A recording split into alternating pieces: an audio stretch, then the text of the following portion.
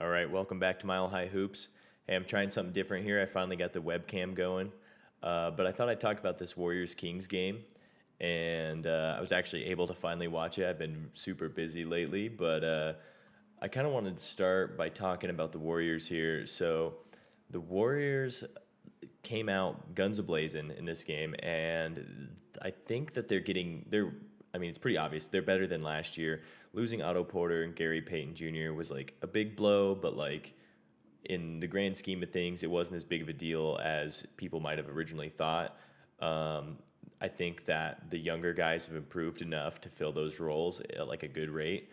But anyways, like the beginning of the game, they came out and were just running all the like usual Warriors stuff where everyone's cutting off the ball. They would overload a strong side with like a handoff play with Kavan or with Draymond Green, and that would lead to like Steph or Clay coming hard off of a curl and getting like a paint touch and then kicking it out to an open shooter. And I think something that they do really well is they pass up a good shot for a great shot. And so, like, someone like Wiggins would catch it in the corner and have a pretty good look because someone would be closing out on him.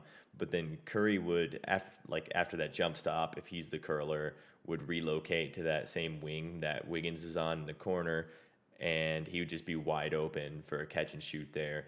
And when they were running like those types of actions, it was pretty unstoppable at the beginning of the game because like it just caused so much chaos with switching and all of that, and the Kings weren't really able to figure that out.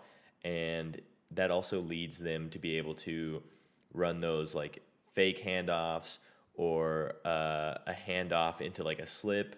And so they had like a lot of different ways to kind of like generate offense through those sets.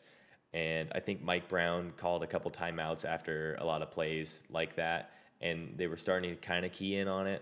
But then the thing that is different with like this new team over the last few years is that Andrew Wiggins was able to isolate and score quite a bit, and he was looking really good on those like post fades, looking a little Kobe-esque. Definitely not going to be as good as Kobe, but he was putting the Maple Jordan name a little bit back into his back pocket.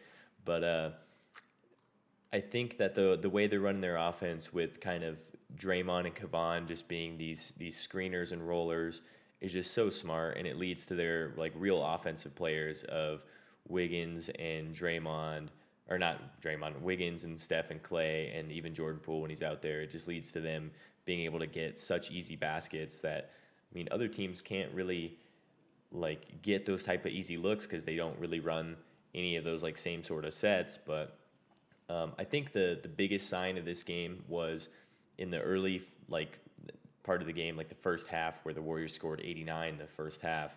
The second unit with like the young guys and Jermichael Green and Dante DiVincenzo, they were looking really good.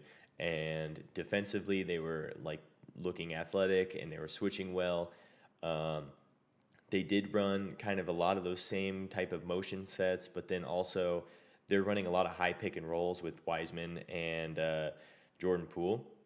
And when they were doing that, they were finding a lot of success because Wiseman would catch it like a foot inside the free throw line, and he's pretty much just hitting that little like one-handed like push shot like pretty much every single time. And if he continues to do that with like any sort of success, that's only going to cause the defender, like the big on the Kings, to just come up a little bit higher, which leaves Jordan Poole just more space to get around and finish because most of those times on those pick and rolls, he is beating that perimeter defender to a spot, like to the block or wherever it is. But I think they looked good. One good sign that I saw for me is that Moses Moody here played 18 and 9 seconds or whatever instead of Kuminga getting those minutes. And so, like, I think Moody is this more well-rounded, good player, and I've said that before. And the only issue that I have kind of with this, it's been a tough. This is like a double-edged sword here because since Kuminga's got such a higher ceiling, it's just hard to not want to give him minutes, especially in like games like this where like they were blowing him out for a while. and but just because Kuminga needs those minutes to try to like figure out his spot in the league and kind of what kind of player he's going to be, and he needs especially more runs on defense. Defense is where his issue really is like set right now because players like De'Aaron Fox were kind of getting by him, and Kuminga's athletic enough to like beat him to a spot, but then he's not strong enough to take like a drive into the chest and get a good contest because De'Aaron Fox was able to just get into him and then just finish over him. And when you're that much bigger than a guy, you can't really have that happen too often. But all in all, I think the Warriors played a much better game than usual, and I think they're looking like they're going to be a lot better than even last year, which is pretty scary to say since they did win the chip. But I also think that a lot of the other teams in the league have gotten a lot better than they were last year. Then as far as the Kings here, so my biggest gripe with them right now is that I don't know why KZ Okpala is starting. Like, what is the point here? He played 3 minutes for them, which for your starter, and he had 0 fouls. It's a little questionable. He plays good defense. I mean, that he's got that going for him. I mean, there's times where he was on Steph, and Steph wasn't really getting by him, but that doesn't really matter because the Warriors just run so much motion that Steph just passes it to Draymond, runs off a brush screen, gets a handoff, and then it's like, okay, now the guy's on my hip or behind me, and we've got to switch. So it's, okay, what good is this guy doing out there for you, especially when he took one shot, he missed. Offensively, he doesn't give them really anything. And then as far as the rest of their starters, Barnes has had a really, really shaky start to his season. Another terrible game for him, and he didn't really take too many shots. I think Wiggins was on him for the most part of the game, and Wiggins is just a great defender, so kind of makes it difficult for him. And then Sabonis is questionable for me. I've never really been too big of a fan because he's not really a center, but he's not really a power forward either because he can't really shoot like power forwards need to in the league today unless you're a team like the Warriors and you have 4 amazing shooters running off screens the whole time. But, I mean, he crashes the boards really well. He's strong. It's just that on defense, I mean, he doesn't move his feet that great, which as a smaller center, you'd want him to be able to do that for you. And, like, Steph is able to just get him on a switch and then just beat him to a spot on a drive and then just step back, and Sabonis can't recover to make any sort of contest on that. So it's pretty interesting, like, seeing him play. I think that for him to thrive better, they probably need to just put a center out there with him and have Sabonis play the 4.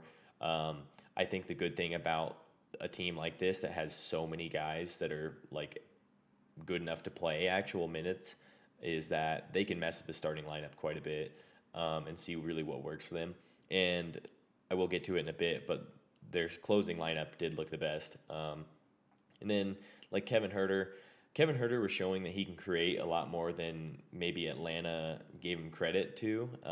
They kind of just had him as this catch-and-shoot guy, but he was doing a lot of really good things, getting to the rim and getting some pretty good looks up. I mean, he didn't end up shooting all that well for the game, but I think the box score here is kind of doing him dirty. He had a better game than this. And De'Aaron Fox is looking like prime John Wall, and it's pretty incredible how much better he has gotten since his rookie year, especially with how much like stronger he's gotten.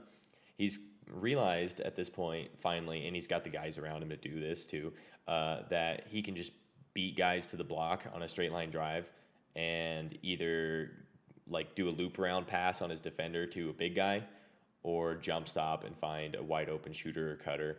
And I think that's how he got the majority of his 10 assists. And I think that's fine. Like, he doesn't need to be some crazy passer or anything to generate assists and generate offense for his team. If he can just do that, because you don't need to be LeBron James to get to the paint and find an open guy. And I think he's making it really work for them. He has had signs of shooting better, and I think his jump shot is looking better as of now than it was in the last few years. I mean, it looks more fluid, has a little bit more rhythm. But he didn't shoot it great last night. But that's fine. And So Keegan Murray played 38 minutes for them, and he played the most on the team. And I think it's just kind of weird to me. Like, why do you draft this like really solid? Like, this is the guy that everyone looked at as being like the most NBA ready in this draft, and he is playing the most minutes on your team, and he's not starting. I don't get that. They should send KZ back to the very end of the bench where he belongs, put Keegan Murray in the starting lineup. Then they've got these two bigger forwards, him and Harrison Barnes, to be like a switchable team. I mean, they won't be super athletic. That's another thing that's like kind of pushing them back, but they'll have a lot better offense, bigger bodies to stop drives and that sort of thing. And then they've got a shooter around them, and Keegan can shoot really well too, and same with Barnes. It's just a matter of getting open threes. But I think he looked really good. I think the times that his jump shot looked the best was when he did have a closeout and he had like a narrower window to get it off, because like his jumper does take a while to get off, but when he had that like tight window to shoot in, he really like kind of sped it up and released it quick, and I think it just looked a lot smoother, and he made it. The ones where he had like more time, more space, it was like that full like slow motion, putting it up, and then it's like there's not really any rhythm in it.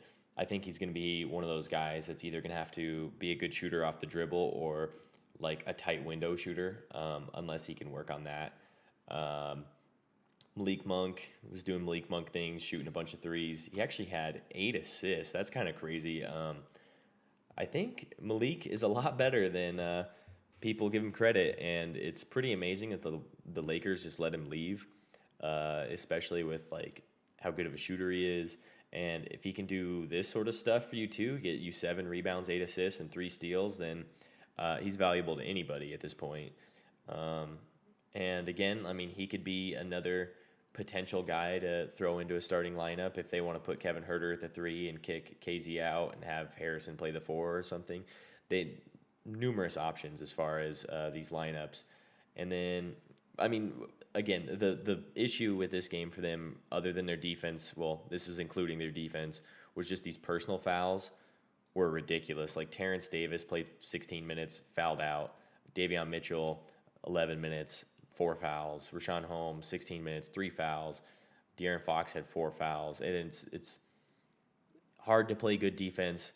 It's even harder to play good defense against the Warriors when you're fouling every single cut, drive, post up, that sort of thing. But what I was alluding to earlier, the closing lineup that they had was Chimezi Metu, Malik Monk, Keegan Murray, De'Aaron Fox, and I believe Kevin Huerter. And this gave them like a really switchable athletic defense and as well as offense, where they were actually able to like collapse into the paint on drives, and then they were like quick enough to be able to like go out to shooters, get a hand up, contest, and then at that point the Warriors had to match their small lineup, and the Warriors aren't amazing rebounding anyway. They're more of a team rebounding team, instead of having like this one guy like Sabonis that just cleans the glass. And so it led to a lot of these guys that came in for the Kings like getting a lot of rebounds and getting fast breaks. And when they've got a small athletic lineup like that, they were able to run the fast break really well and get finishes. And that plays right into like their own hands because they're a quick team. And then also that's the Warriors' weakness right now, is the Warriors' transition defense has been terrible. I mean, people have been talking about that for quite a while now too, like as long as the season's been going, as well as the preseason, was that their transition defense looked like garbage.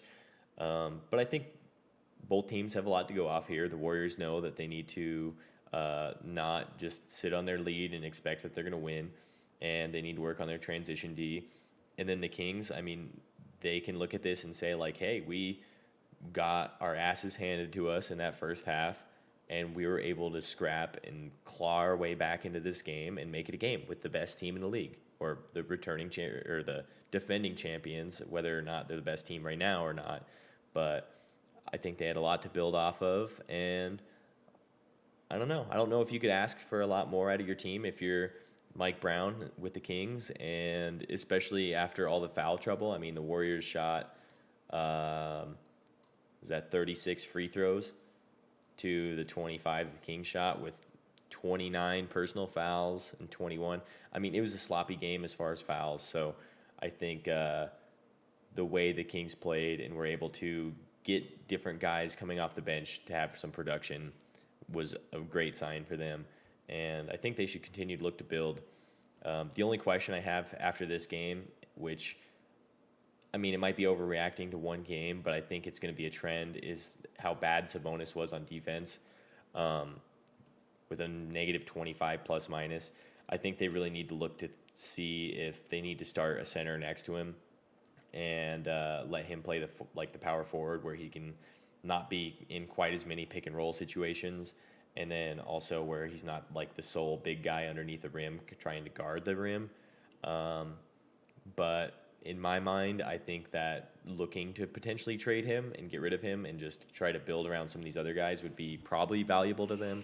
The only issue is who would they get in return, and they're not going to get some stalwart defender at the center spot in return for him. So it's a tough situation for sure. I don't think this is like they're thinking that this is their year by any means, but I think they've got a good baseline. But this has been really long already, so hey, like, subscribe, and leave me a comment down below. And if you like seeing my ugly mug in these videos, then leave me a comment saying how ugly you think I am. And we'll see you in the next one. Peace.